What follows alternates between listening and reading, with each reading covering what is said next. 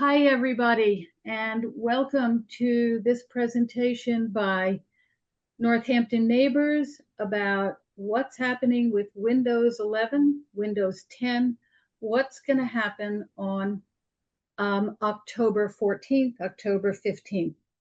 Okay, so the name of this talk, as you know, is this the end of Windows 10? What's happening with Windows 11? I'm going to talk just a bit about what does this end of support for Windows 10 mean for you? Do you have to upgrade to Windows 11? Should you and can you upgrade to Windows 11? And if you don't, how to get extended security updates for Windows 10. After I talk, Chris Allard from Northampton Computer Repair will discuss, should you upgrade to Windows 11? Does your computer even support this? Can you upgrade if your computer says it's not compatible with Windows 11? And should you upgrade with one of the workarounds if your computer doesn't support Windows 11? There'll be time for a Q&A, and then Owen Mitz, who's a member of our tech team, is going to talk to you about if you can't upgrade to Windows 11 and you don't want to stay with Windows 10, what about choosing a new computer? What do you really need? What computer would meet your needs, and how much will this cost? Roger Tubby, another member of our tech team, will also be here to talk about alternatives to Windows as your operating system. An operating system is merely a very lengthy set of instructions which tells your computer how to run programs and how to display things on the screen. Should you explore this option? What if you don't want to be in the Microsoft world? And Roger can talk to you a little bit about getting help with a new operating system. So, a lot of you have seen that Windows 10 will reach the end of support on October 14th, 2025.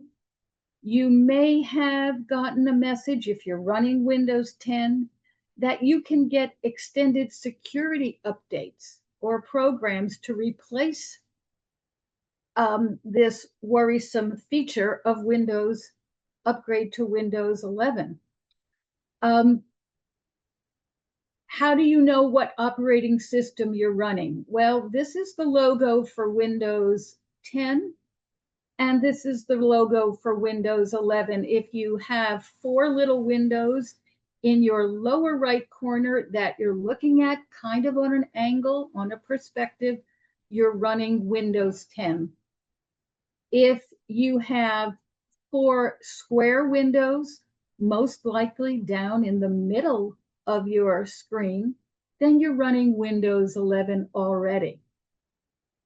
What will happen the day after the end of support?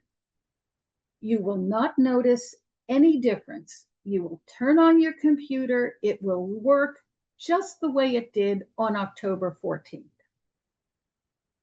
All of your programs will work as before. Some people have come to me and said, Windows, I use Microsoft Word, and will it stop? No, everything will be the same. But beginning on October 15th, Microsoft is no longer going to offer updates or technical support. And one of the biggest updates that they do on a regular basis to your operating system is prevent viruses and malware. There's something called Windows Defender. And the built-in software to prevent viruses and malware will no longer be updated to prevent new threats as they come along. Also, the software that runs your camera, that runs your graphic system, your picture, your sound, every once in a while they update the software for that. Those will not be updated. And there will come a time when the applications that you want to use, those programs that you want to use, may no longer be compatible with Windows 10. But it is not an immediate problem. Your computers will still work on October 15th. Now, Microsoft has offered what they call an extended security update, meaning if you comply with some of their requirements, you can get an extra year of support on Windows 10. So until October of 2026, you really don't have to do anything if you get this ESU, which is an extended security update. How do you get this? Our tech team can help you with this. Essentially, you go to your settings and you go to updates, and there will be a place where you can apply for an extended security update.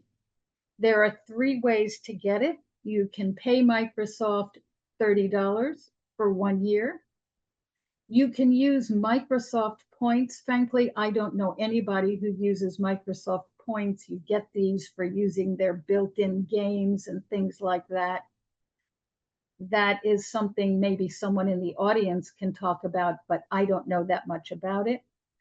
And or you can get an extended security update if you allow Microsoft to back up your computer settings, not all your software, not your graphics, not your program, not your pictures or your documents, but your computer settings to the Microsoft cloud.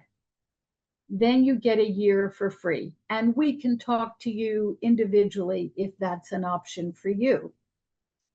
Should you get these extended security updates, I highly recommend that one way or another, if you stick with Windows 10, you should find a means of getting the ESU, and we can help you with that. Should you update to Windows 11? I think eventually we're all going to update to Windows 11. But the problem is that not a lot of our computers, our older computers, actually qualify because Microsoft has imposed certain requirements for updating to Windows 11. You may have, if you tried to update to Windows 11, you may have actually seen this graphic. This PC does not currently meet Windows 11 system requirements. The processor isn't supported. That the processor is like the brain of the computer inside your computer, on your computer's motherboard. The PC must support TPM 2.0. Again, another little piece of hardware that lives in your computer, but that is not found in a lot of the somewhat older computers. This PC must support secure boot. Again, a way of logging onto the computer that they consider more secure. So what happens if you don't meet these requirements? Well, you can give your laptop to us. We have the laptop program, and we will happily take your laptop and upgrade it as much as we can, and also then give it to someone who might need a laptop. If people just throw out their Windows 10 laptops and opt for Windows 11, this is what we're going to have. And this is the big fear, that at some point, hundreds, if not millions, if not tens of millions of these older laptops are going to end up in a landfill. So our goal tonight is to help prevent that. I'm now going to turn this talk over to Chris Allard, who is the tech support person for Northampton Computer Repair. A lot of you have worked with Chris, and he's going to talk about getting Windows 11 on your laptop, whether or not you qualify. So take it away, Chris. Hi, everybody. Glad to see so many folks here.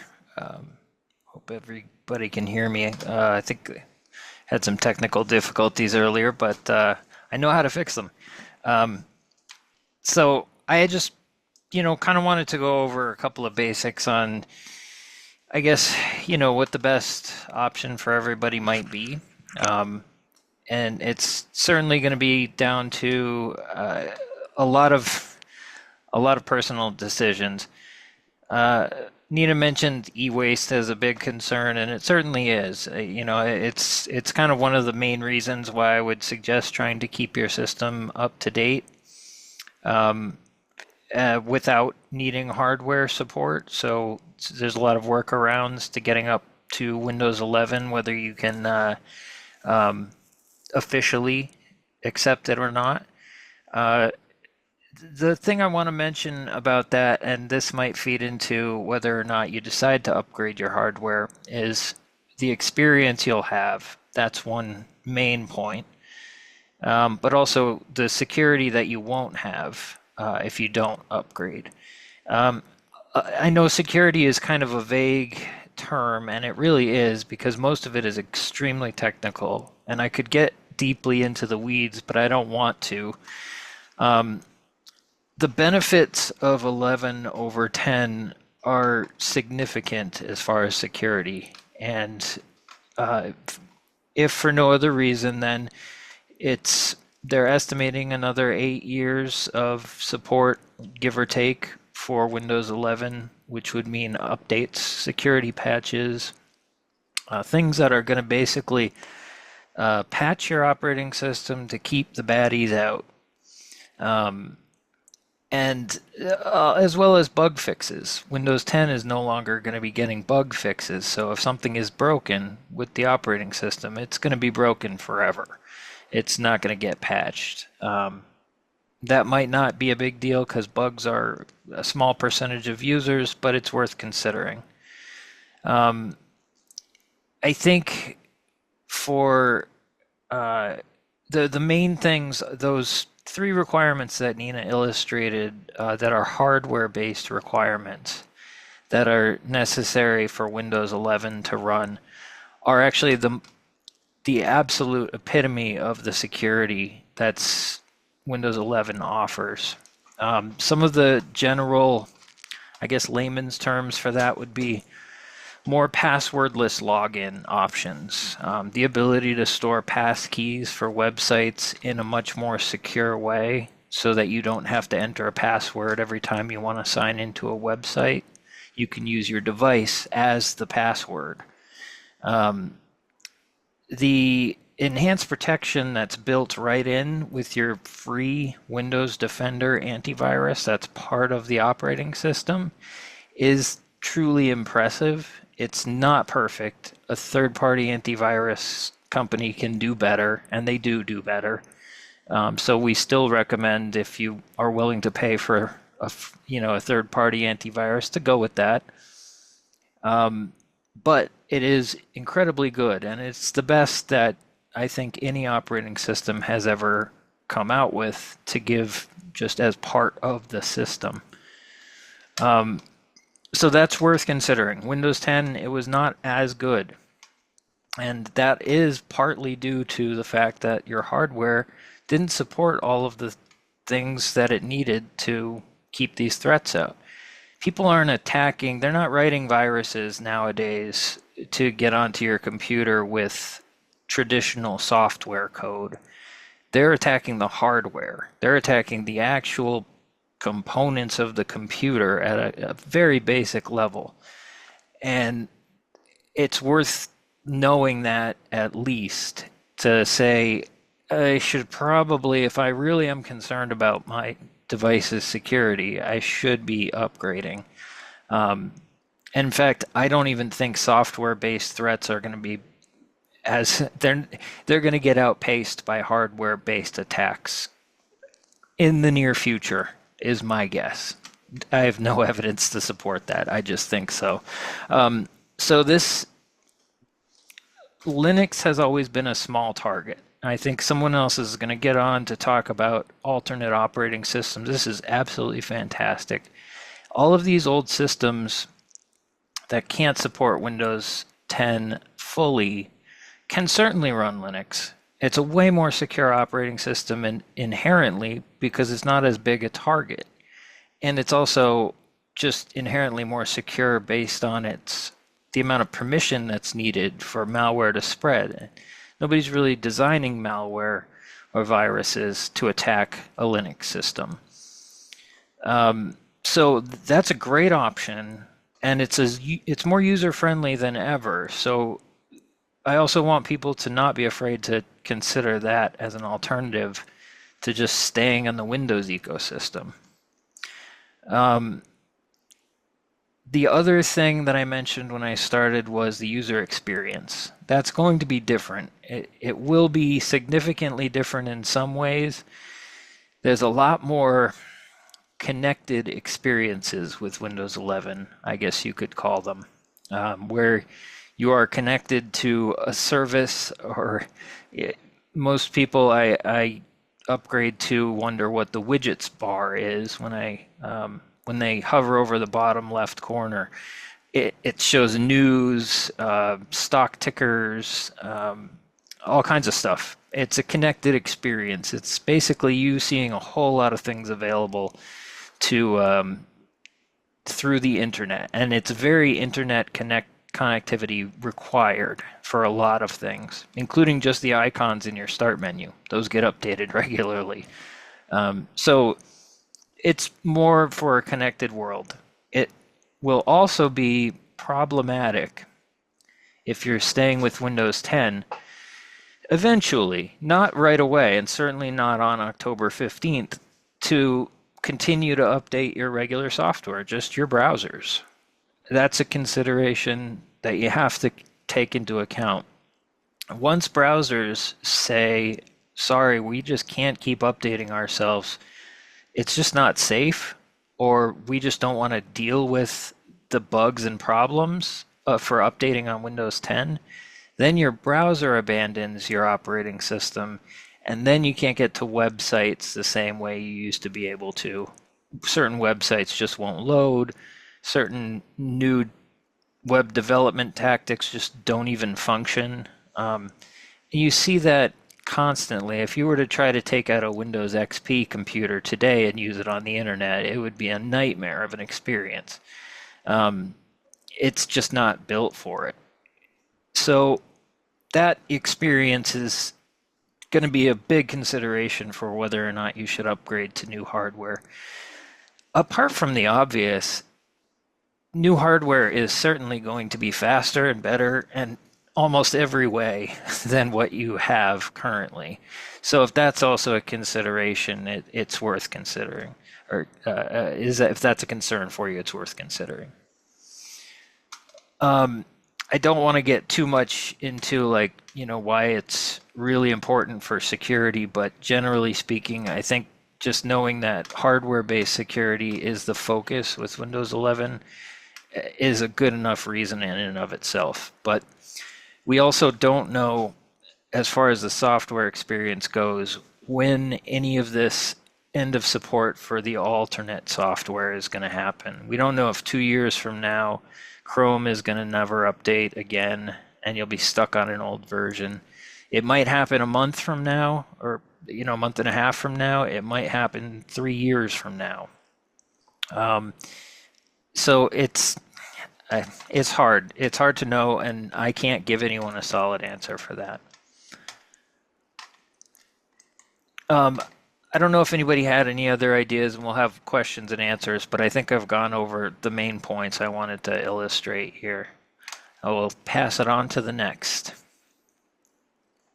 Well, Owen, Chris, could you talk a little bit about what will happen if you take a computer that says it doesn't qualify for Windows 11 and you force Windows 11 on it, because there are ways of making some of these older units run Windows 11.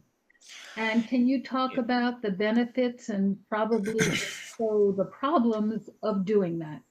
Yeah, yeah, no, the benefits it certainly outweigh the problems. But you're not getting a lot of the benefits of Windows 11 on the hardware security basis. Especially TPM 2.0, which is one of the main things, is it handles a lot of things, but it handles things like biometric security. It gives a secure enclave for things like your fingerprint and facial recognition to be used as a sign-in, and also a PIN number instead of using your raw Microsoft account password for signing into your computer. But then also those things can then be used to autofill your passwords or use for passkeys to sign into websites. So you're at on a lot of levels that TPM chip is it's part of your hardware security, and it's keeping you from having to even type your credentials if you set it up correctly. I mean, you literally never even have to type your password again, therefore can never expose your password, even to somebody looking over your shoulder. But that kind of thing isn't going to be possible because a lot of the older systems don't have that chip. That's just an example. There's other reasons, but especially sandboxing. It's not. They don't really call it that, but if you do get a threat on your system with Windows 11, they've already contained every piece of software that's not digitally signed into its own little, they call it a hypervisor container, and that kind of thing keeps it from leaking out anywhere else. It also keeps it from injecting itself into your short-term memory. So those kinds of things, they can't function without some of those hardware-based requirements. So some of those components that need to be installed in your computer, particularly in the processor. So a lot of that stuff is security related for sure. Functionally and software wise, I don't see many downsides.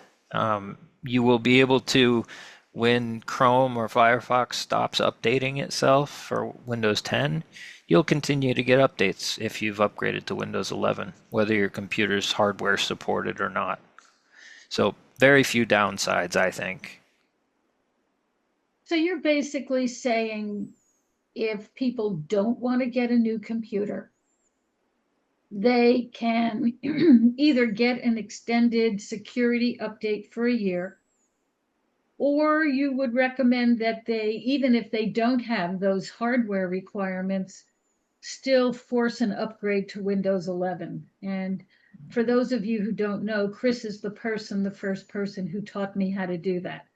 And I've been putting Windows 11 on a lot of laptops that don't meet all those requirements because, as he just said, it's way better in terms of security and in the long run better than staying with Windows 10. At least, am I quoting you correctly?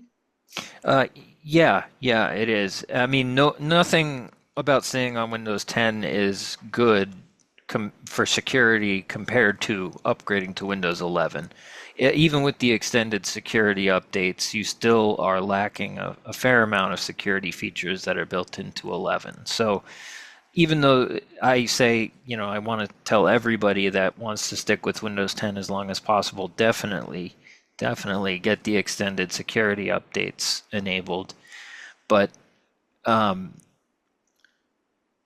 it's still better to upgrade to Windows 11, support it or not, on your hardware. Excellent. I think what we're going to do now is take some questions and answers because this has been a lot of information.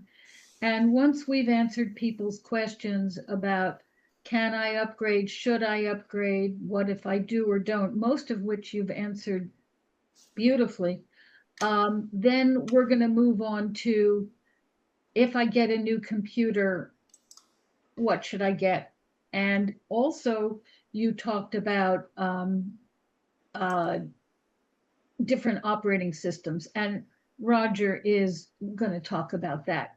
So I am now going to read you some of the questions from the chat, and then I will also see if anyone has raised their hand.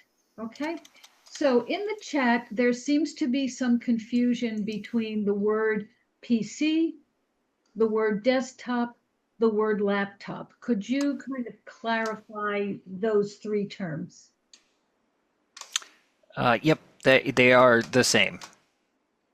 Although they're different form factors, but essentially they're all the same thing. A PC, technically a Mac is a PC as well. It's just we use that term more for Windows machines.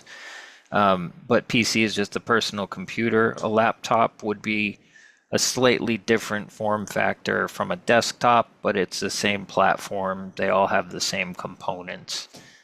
Sometimes it's a little less repairable and more built into a single chip, but yeah, it's the same thing. So just for all sense, all purposes here, it's all the same systems we're talking about. And essentially, if your computer is from Dell, from Lenovo, from Asus, from HP, I think those are pretty much, have I forgotten any of the other major brands? But if you're branded one of those, then you're running Windows. Yeah, Okay, so let that's me right. see what other questions we have. Let's see. Unless you're particularly skilled and experimental and you wanted to run Mac OS on one of those, but I'm not sure anybody here wants to try that, and I Let's don't. not get too fancy. Yeah. Okay. Well, mostly we're seeing, Chris, you're the greatest. Okay. Can I stick to Windows 10? This is a question from David Ball. Can I stick to Windows 10 on my very old laptop and just use Word? Old one in the office, newer Windows 11 one at home. And I think I can almost answer that in that if you do not go online, if you use it as a word processor and you don't log on to the internet, I see no danger in doing that. Does that make sense to you, Chris?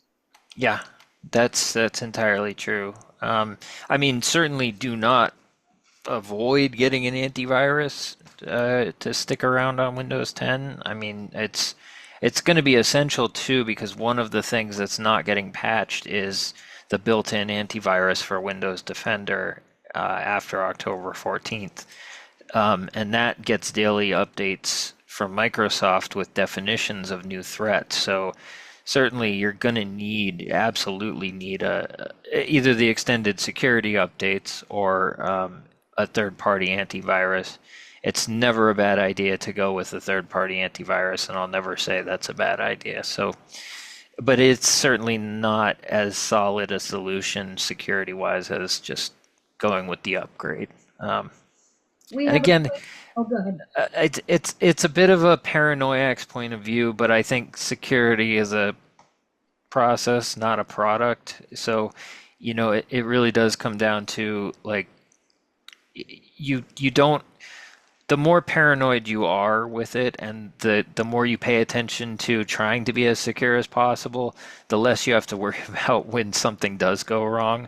I guess I'm not trying to say that the everyday user is going to be just riddled with viruses on October 16th, but it will be your system will be open to all of those viruses, and a potential wrong click could be a serious problem.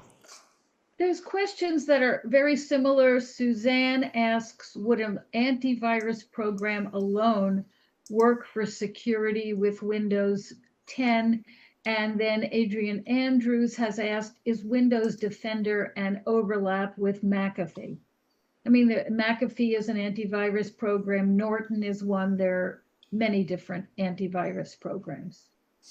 Yeah, and Windows Defender is essentially a second opinion scanner that will only have certain features enabled when you have a third-party antivirus installed. So McAfee would be your third-party antivirus, and Windows Defender will defer to that to be your primary real-time protection. So if you do have McAfee, it is a subscription-only product, and if your subscription is expired, that means you're not getting real-time protection, and that also means Windows Defender is not paying or not protecting you real time either because it thinks McAfee is. It may be warning you about that regularly, but that's worth looking at too. But in general, your third party antivirus is always the primary antivirus, and Defender will kick in for a lot of the other features it offers. David Ball has asked, is Malwarebytes a sufficient antivirus?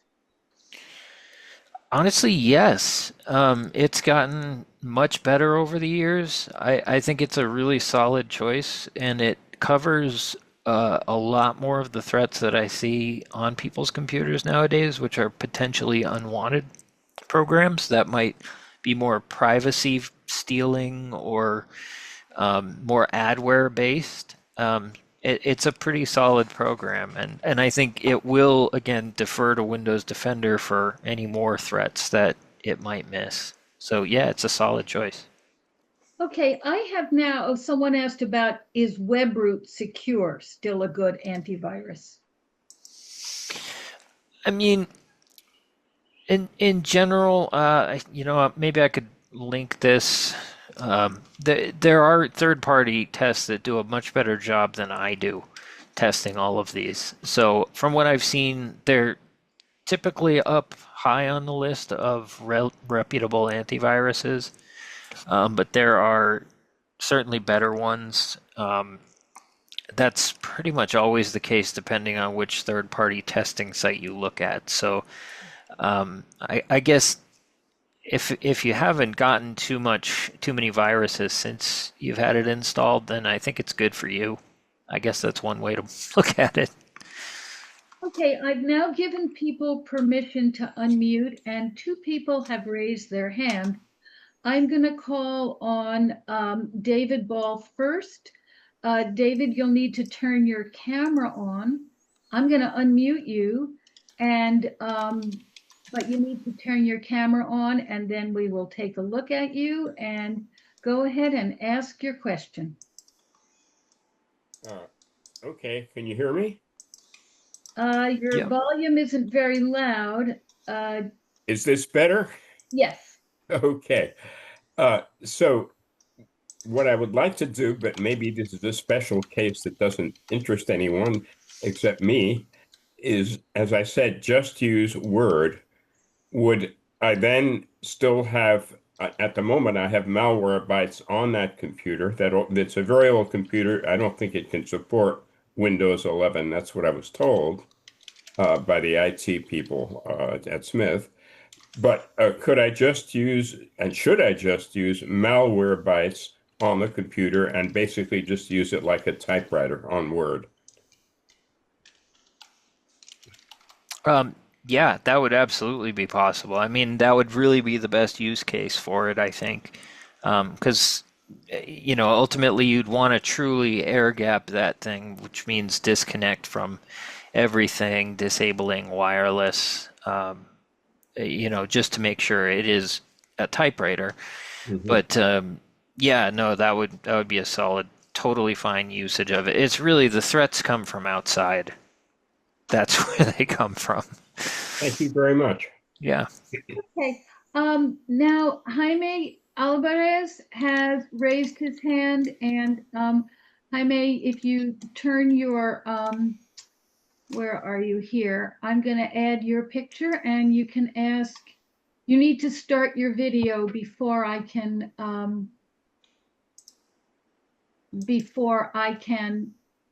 have you ask your question.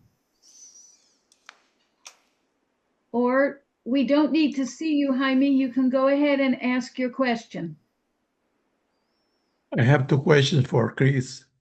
Chris, you know my equipments, right? I do. Yep.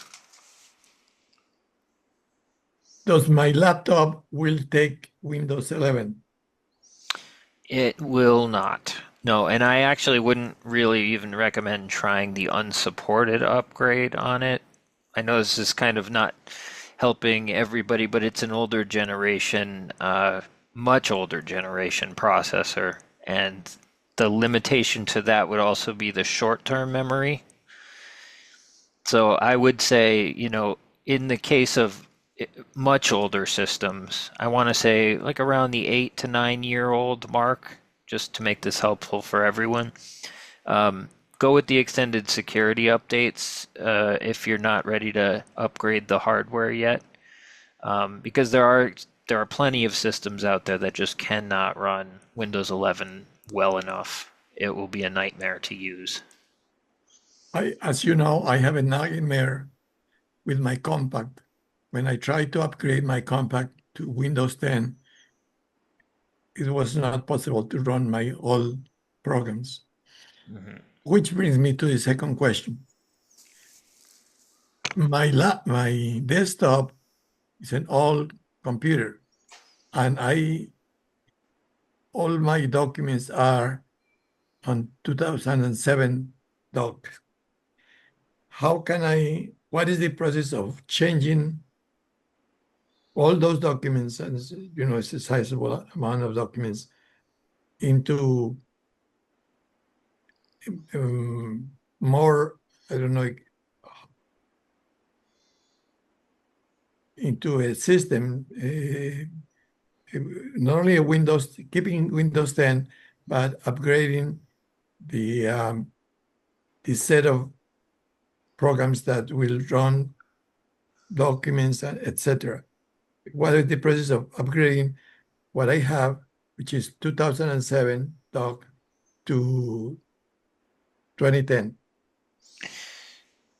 I think I understand. You mean your Office Suite version for My Office Microsoft Suite Office? version, my Office Suite version in my desktop, where most of my documents from all my life are located, are in the 2007 version of Office 2010.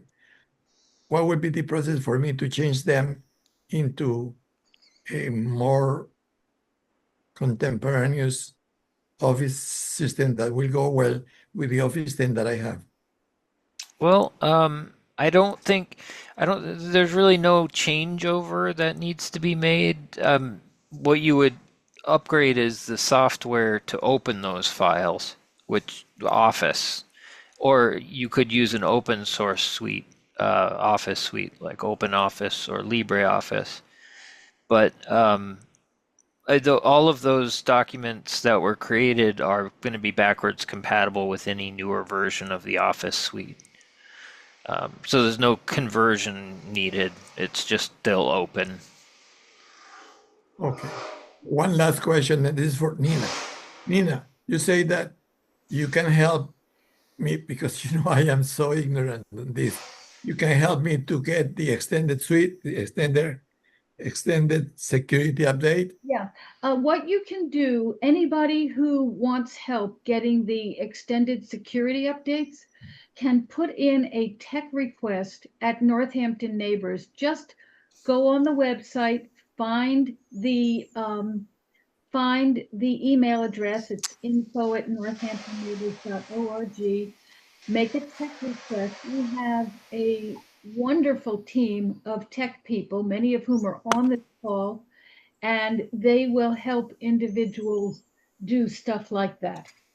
Thank you. We've got one more raised hand, and then I'm going to turn it over to Owen Mitz, who's going to talk to you about if you are ready to get rid of your current laptop, what you might want to consider in terms of buying a new one. But first, Adrian Andrews has raised her hand. Adrian, um, I'm going to lower your hand, but you need to turn your camera on. Where did you go, Adrian? Oh, good. Your camera's on. Yeah. So we're going to add you to the conversation, and please go ahead and ask your Okay. Yeah, just redundant, I guess, but Should I have both Windows Defender and McAfee, or is one sufficient? The Defender is asking me to renew my subscription, and I also know that I do have a subscription that automatically renews with McAfee. So I just wonder, is it, redundant to have them both or not? Um, Generally speaking, you have neither at this point. If what Defender will, and I don't want to say you're entirely unsecured because Defender has a lot of features more than just real-time protection. But your McAfee subscription being out of date is keeping you from getting updates about newer threats. And I don't know, some antiviruses may actually turn off the real-time protection. I'm not sure if McAfee does that, which would mean that if you download something that is malicious, it might not bother trying to detect it. But typically, most antiviruses, when you just don't renew the subscription, they'll still protect you against threats they know about, but they're not evolving as threats come out. So generally speaking, if you have to renew McAfee, Windows Defender is going to be doing less, thinking that McAfee is your main antivirus, and it would leave you more susceptible in general. So I would actually recommend, if you'd rather not renew McAfee, and I totally get that it's not the greatest antivirus in so many ways, but I would just uninstall it because it would actually let Windows Defender take over for real-time protection. Okay, so ideally then renew the Windows Defender, which I keep getting these notices. You got 5 days, you got 4 days, whatever. There's no renewal for Windows Defender. It's built in and it's enabled when you don't have a third-party antivirus. You may need to tick the box to turn on certain features in the Windows Defender app, but no, there's nothing you need to pay for with that. Oh, okay. Okay. All right. Thank you. Yeah. So what I'm going to do now is turn it over to Owen Mitz, and Owen is going to talk about what you should look for if you're done with your current desktop or laptop, what you should look for in a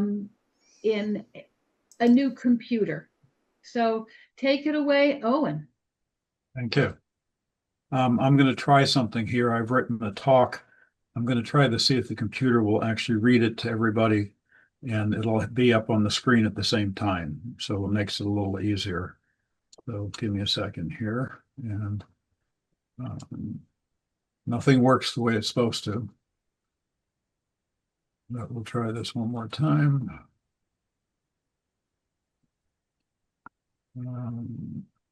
Please bear with me one more second here.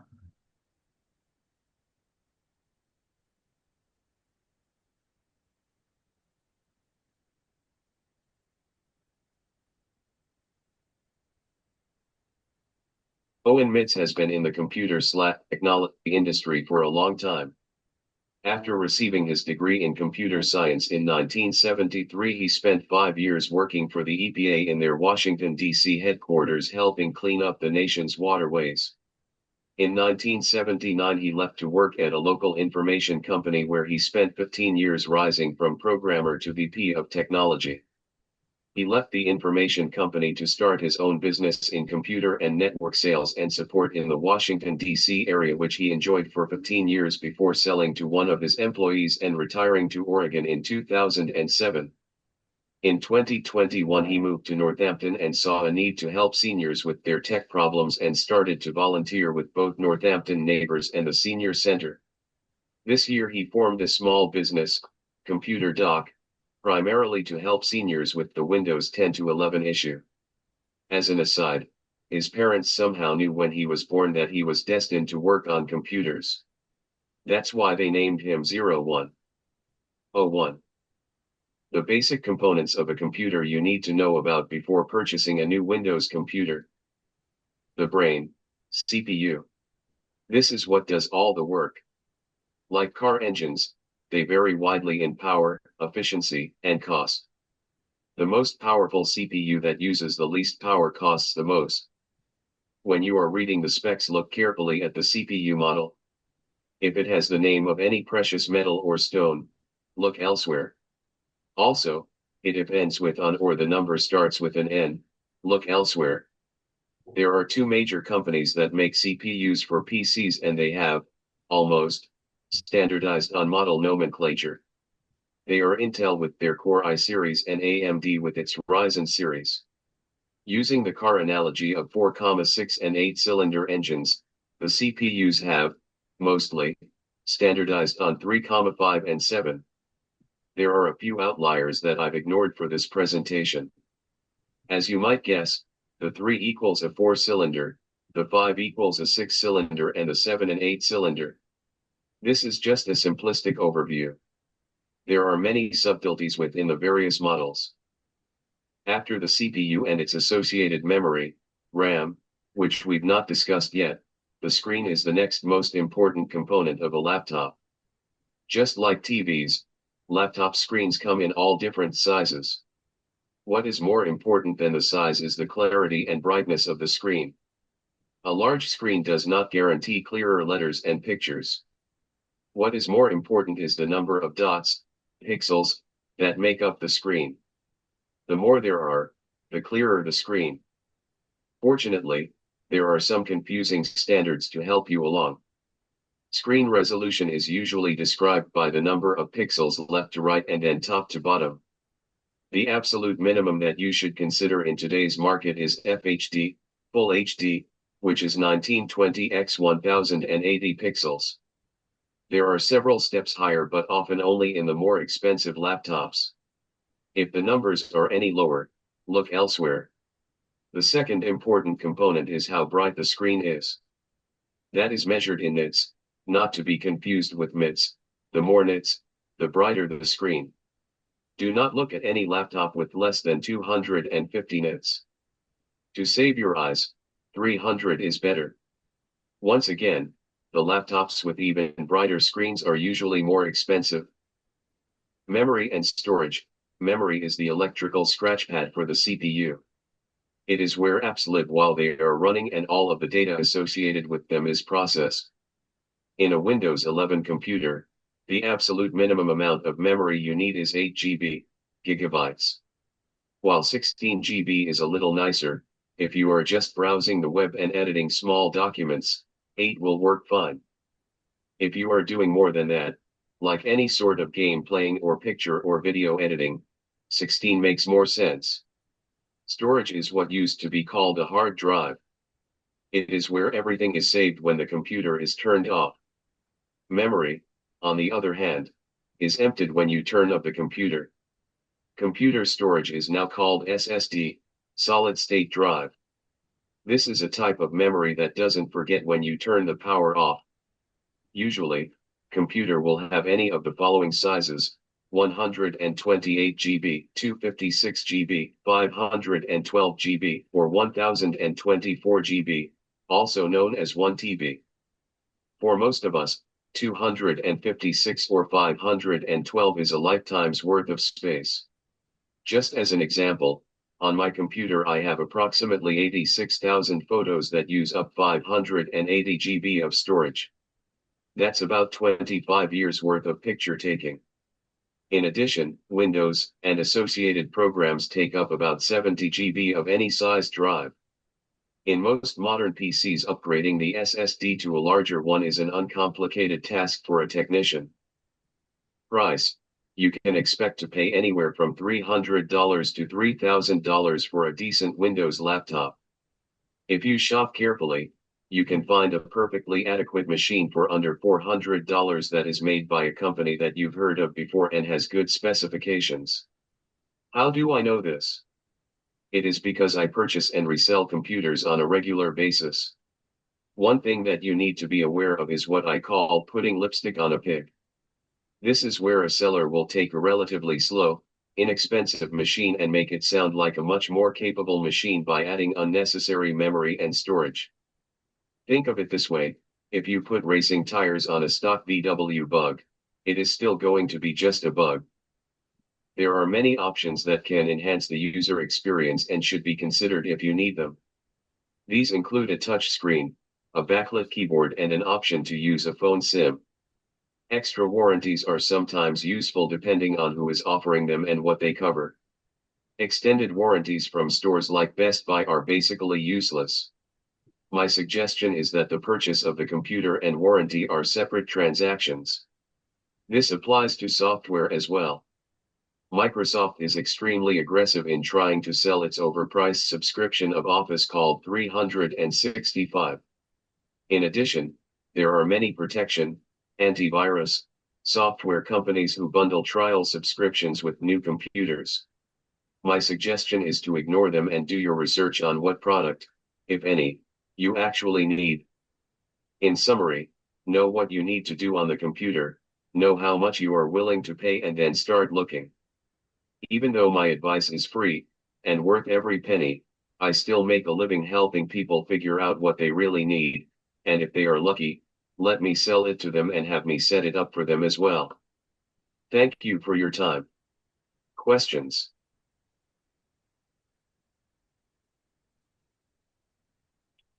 I trust everybody heard that. We did. We did. Okay.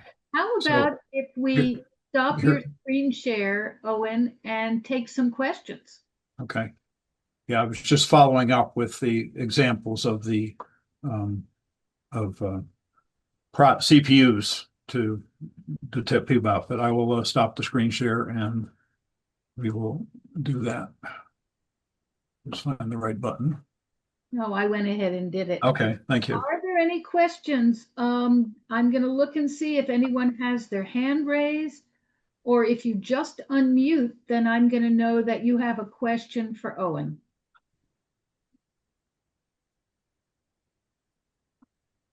I don't see any questions, so I think Owen. I have one more slide I wanted to bring up, which Sure. takes everything that I said and puts it into one graphic. Sure, go ahead. Okay, I just have to find the right button again.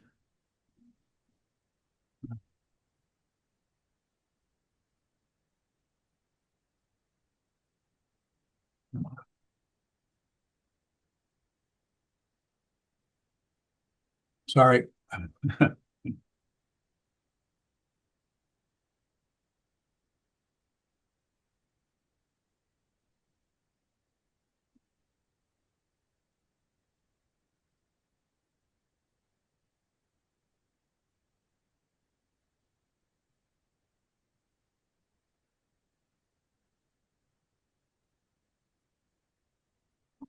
Okay. Let's see if that. Did that come up? Did we get a? It says there you go. Okay. So what I tried to do was take all the things I talked about and put them into a single chart to talk about the different price ranges, which are at the very bottom, to the levels of machines. And like I said, in that column that says minimum, that probably will satisfy what most people need. A few people will probably be in the desired category. People like Chris and myself are probably great or great plus or great plus. But for most people, the minimum and desired would be just fine. And that's just a very quick summary of all the things that were in the presentation. Owen, I'm wondering if you could make this document available to any Absolutely. of Everybody. Yeah, if you could make this document available or send it to me, and Yep. I will get it out to anyone who might have some questions about what they should be buying. We've got another question in the chat. Let me see. Oh, it's a question for Chris that I think Chris can probably answer personally.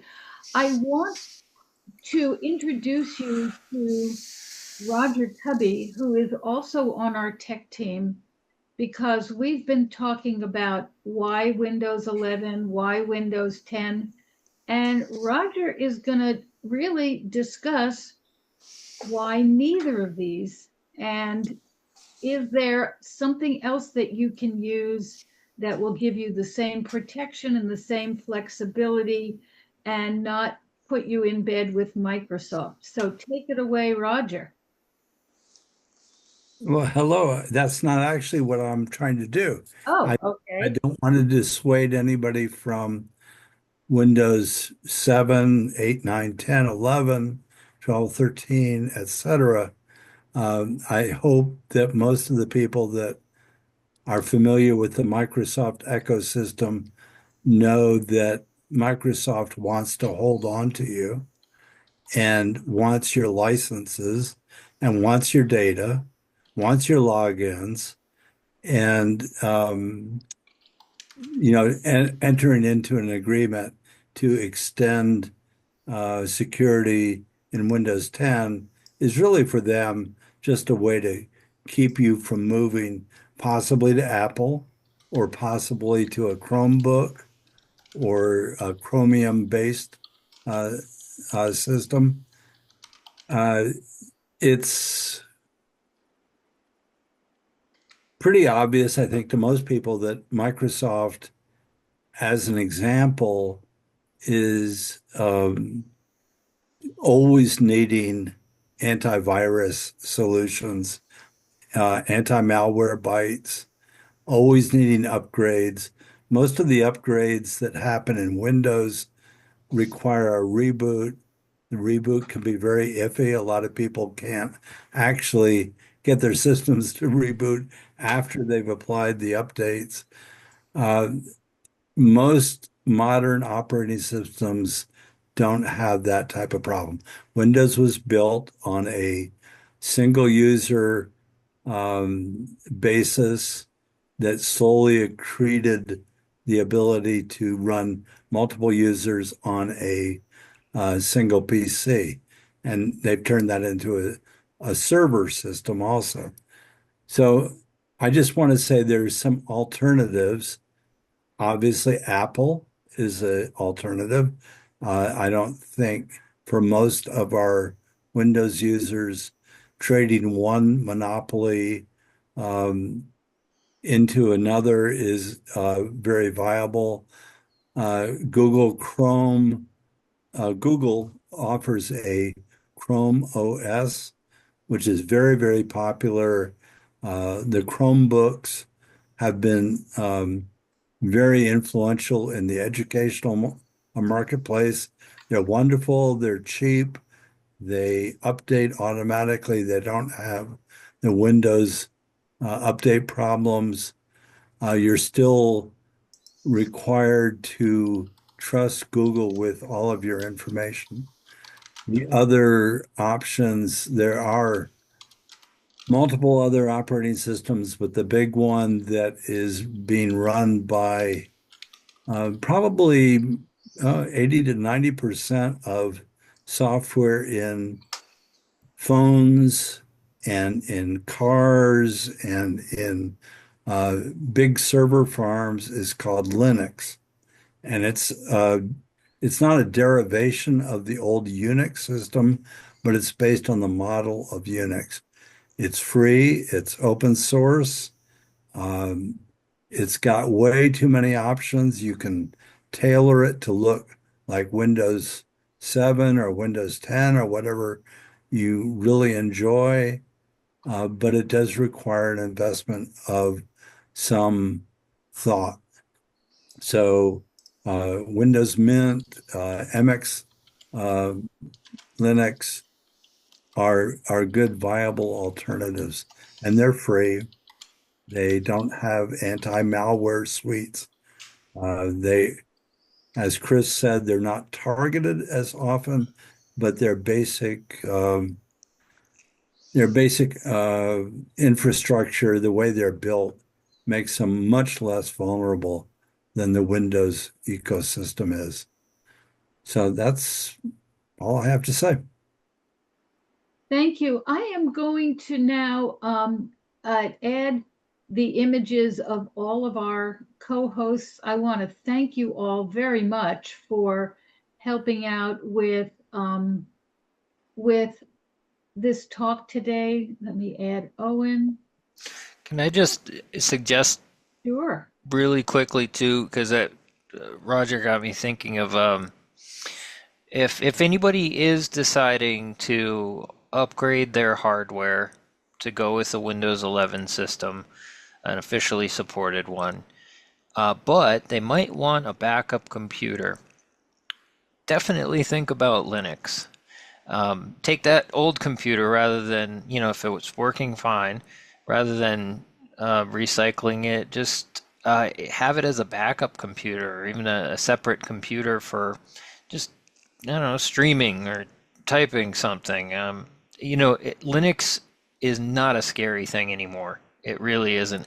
Chrome OS is a good option as well too, Unix based, but just basically a web browser and a few in-browser apps. It's really, you might be surprised at how simple it is. Sorry, just wanted to say that as a suggestion. We have a question from Fred Zimak who says, can you run Microsoft Office in Linux? Yes, you can. It is not the easiest, but it has gotten a lot easier. It involves running, it's not an emulation environment, but a system called Wine, or some other system. There's actually 2 or 3 now. But yes, you can. It requires some setup and technical expertise, but once you get it running, it pretty much runs great. I'll just add to that, Chris. You can run all of the Microsoft Office suite that is cloud-based, Azure-based.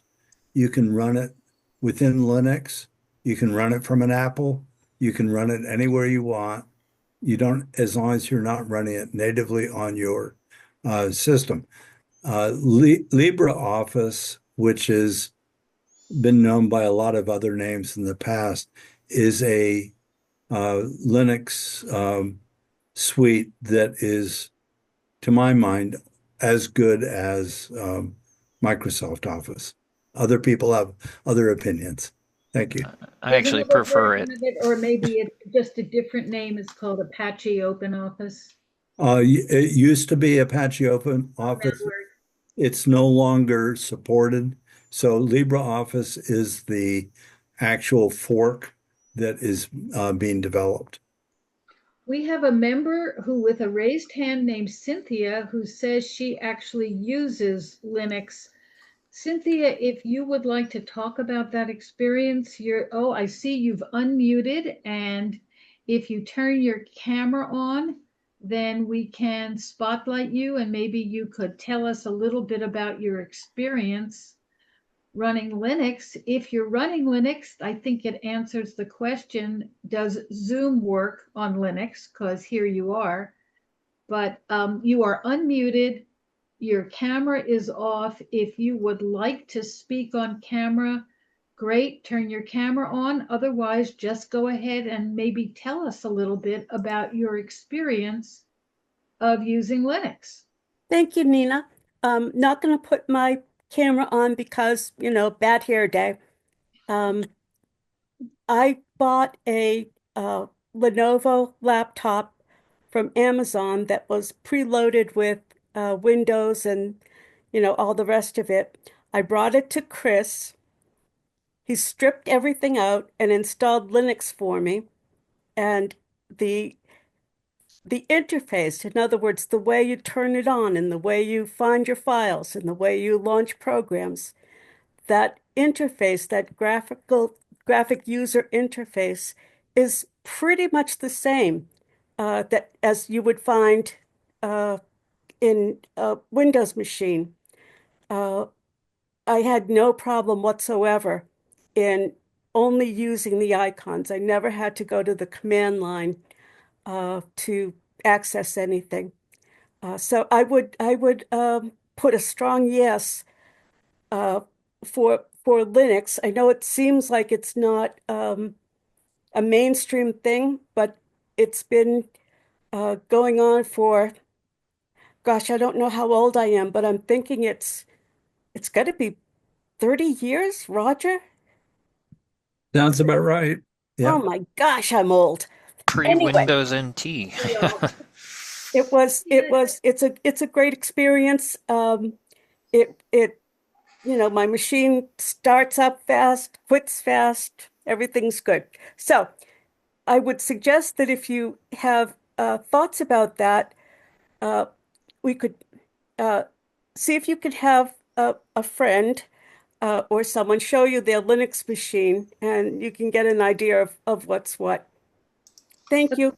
Quick question for you, Cynthia. Do you consider yourself in general to be pretty tech savvy? I would say I'm a very technical user. I think that's my sweet spot. So I can go so far and then uh, I step back because, do no harm. I would say that my experience with Linux, though, is comparable to any user. It's very um, it's friendly. It really is, and it's hard to break. So that's good. Okay, have any of you, Chris or anyone else, been looking at some of the additional comments? Cynthia uses LibreOffice. Peter Jones says he changed to Windows 11 several weeks ago and has had some problems. He's told at least daily that his computer is being diagnosed. He doesn't know by whom. He keeps getting pop-up notices about renewing McAfee, although he's never subscribed to McAfee. Those are usually pop-ups. They are viruses. Do not click on anything that suddenly appears on your computer. We have ways of turning off pop-ups and notifications. And a lot of this McAfee stuff is just designed to get you to call a number or click something. Someone said uninstall McAfee. Andy Kuther said uninstall McAfee immediately and install Malwarebytes. There is a free version, but it doesn't run continuously. If you want Malwarebytes to be running continuously as your antivirus, you've got to pay. You had your hand up, Roger, so go ahead. Thank you.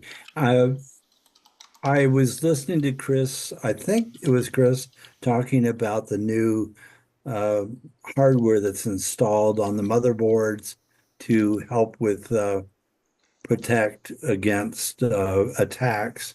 And I believe it was stated that most of the attacks are hardware based nowadays. And Or I think at least will be.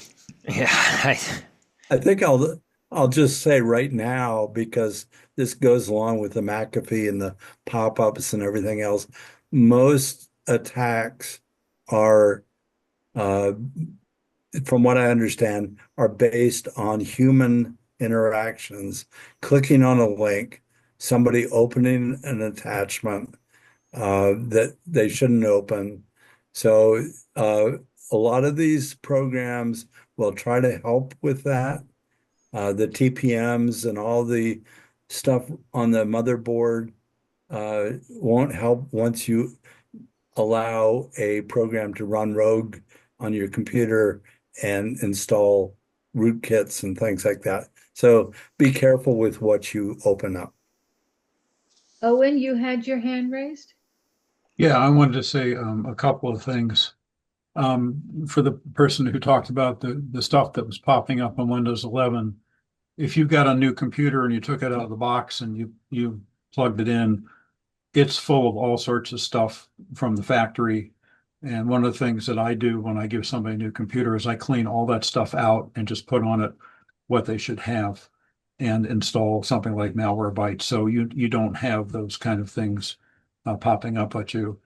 And in terms of the where the incursions are coming, it's not just the hardware, it's not just somebody clicking on something stupid.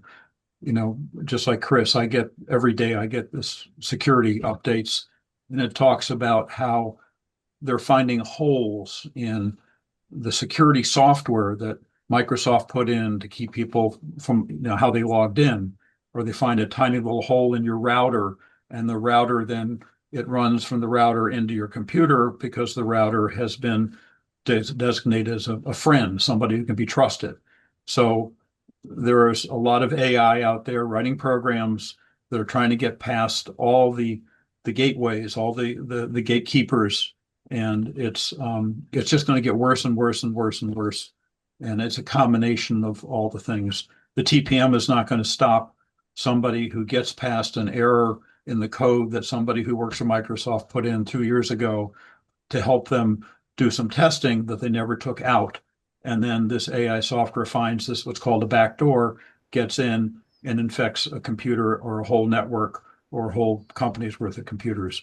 So not just the hardware, not just clicking on something stupid, but mistakes. And one of the biggest things, I think, as Chris is trying to say, Microsoft has tons and tons and tons of errors in their coding of Windows 10 and Windows 11.